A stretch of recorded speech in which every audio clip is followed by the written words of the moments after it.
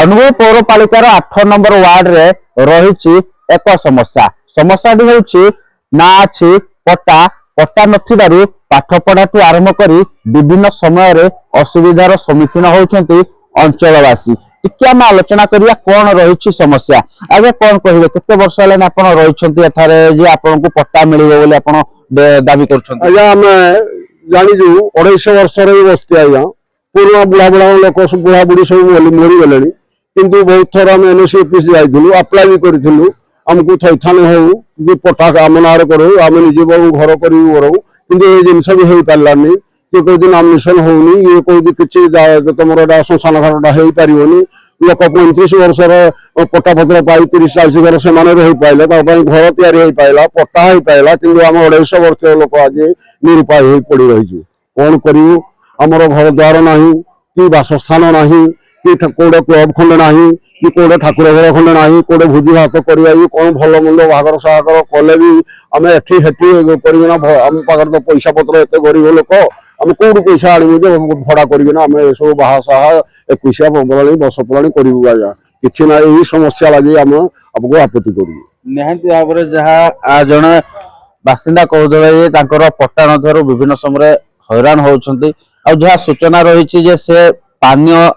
जलर bill electric bill एवं holding tax दौरान किंतु पट्टा मिलूना विभिन्न समय पौरपालिका कार्यालय जाई अभियोग करते कौन कर्णपात होना टिके आलोचना करिए आगे जो पानी पट्टा बिल दौरान इलेक्ट्रिक बिल दौरान पट्टा खंड आपको मिलूनी कौन कहे से पट्टा मिलूनी असुविधा होमएलए पाक बहुत थर जाइए म्यूनिसिपालिटी कही मना कले तुम सागर किसी हो पारनी आ तुम गाँव बहुत कम्प्लेन रोज कौन किसी पारनी पट्टा ना आम चली पारनी आ पिला सागर ना फा लिखे पार्नु कि पाठ पढ़ाक असुविधा होता असुविधा हो सर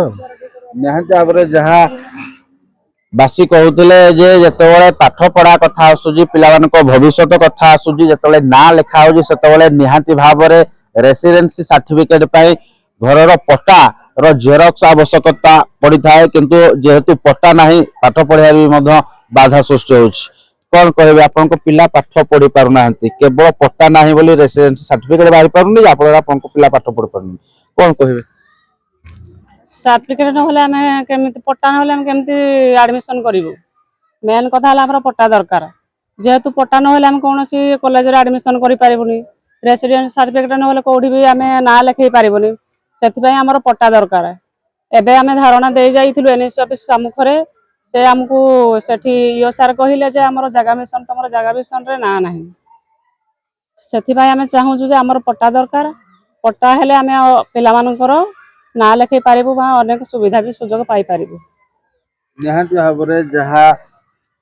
समस्या केवल पट्टार ही समस्या कारण इलेक्ट्रिक बिल दि जाउछि पानी जलर पैसा भी दि होल्डिंग टैक्स दि जाउछि सबुठारु बड़ कथा होछि जे स्वच्छ भारत अभियान रे शौचालय भी निर्माण होछि किंतु पट्टा मिलना एवं किछि लोकन को पट्टा मिलिछि से माने स्थायी भाव में रहलेनी एवं अन्य मानन को पट्टा मिलना एने विभिन्न समय आंदोलन भी होते कौन से सुफल मिलना कौन कहे आंदोलन उपर आंदोलन किछु पट्टा खंडे मिलना आज्ञा मु तो हूँ ये अनुगुल 13टी वार्ड जो बस्ती सुरक्षा कमिटी कराई से कमिटी मुझे आवाहिका मुझे जोस्ना सामल कथाटा हूँ 8 नंबर वार्ड जो समस्या अच्छी आपण मैंने निजे सब शुणिले लोक मान पाखु किंतु यही वार्ड टी आज्ञा जो 40 परिवार परिका अच्छा से मैंने आज को प्राय 200 रु ऊर्ध्व माने 250 वर्ष पाखापाखि से रही कि बर्तमान पट्टा ना कौन प्रकार बासस्थान पट्टा दि जाऊ ना पट्टा दि जाऊना मुख्यतः जोटा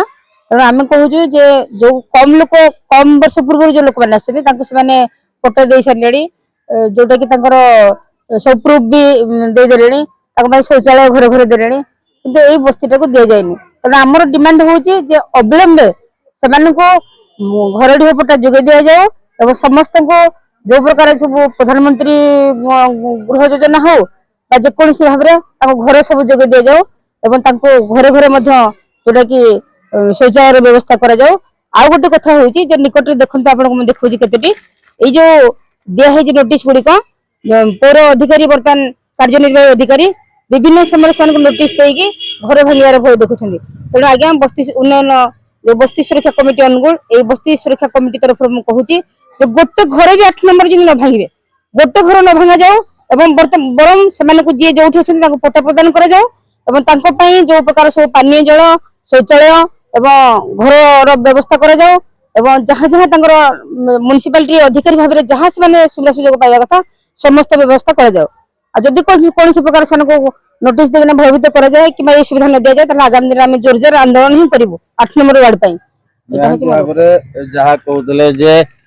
ପାଖାପାଖି 250 ବର୍ଷ ହେଲାଣି ଏଠାରେ ରହୁଛନ୍ତି 8 ନମ୍ବର ୱାର୍ଡବାସୀ କିନ୍ତୁ ତାଙ୍କୁ ପଟ୍ଟା ମିଳୁନାହିଁ ସବୁଠାରୁ ବଡ଼ ସମସ୍ୟା ପଟ୍ଟା ନଥିବାରୁ ପାଠ ପଢ଼ାରେ ବି ମଧ୍ୟ ବ୍ୟାଘାତ ହେଉଛି ଏବଂ କିଛି ଲୋକଙ୍କୁ ନୋଟିସ ବି ମଧ୍ୟ ଦିଆଯାଇଛି ଉଚ୍ଛେଦ କରିବା ପାଇଁ ଯଦି ଆଗାମୀ ଦିନରେ ଏହା କାର୍ଯ୍ୟକାରୀ ନ ହେବ ତାହେଲେ ଭୟାବହ ଆନ୍ଦୋଳନ ହେବ ବୋଲି ବି ମଧ୍ୟ ଚେତାବନୀ ଦେଇଛନ୍ତି ଅନୁଗୁଳ ରାଜେଶ ପାତ୍ରଙ୍କ ରିପୋର୍ଟ MBC TV।